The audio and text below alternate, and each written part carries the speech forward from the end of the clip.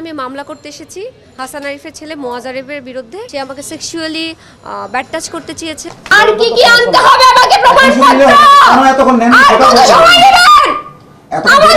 উপদেষ্টা হাসান আরিফের পুত্রবধূ কে এই নীলা। নীলা পেশায় একজন মডেল ও অভিনেত্রী।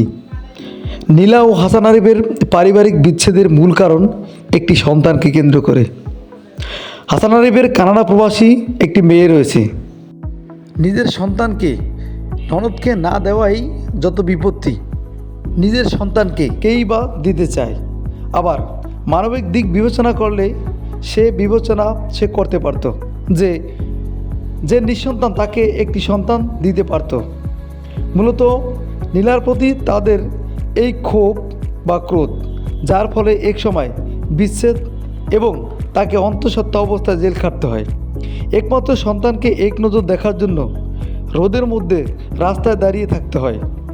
ন্যায় বিচারের জন্য আইনের দ্বারে দ্বারে ঘুরতে হয় এবং এ নিয়ে শারীরিক নির্যাতন সহ ইত্যাদি ঘটনা ঘটে নীলার সাথে। পুত্রবধূ তার নিজ শ্বশুরের নিকট ধর্ষণের শিকার। একথা শুনতে খারাপ হলেও এ অভিযোগ তুলেছেন নীলা।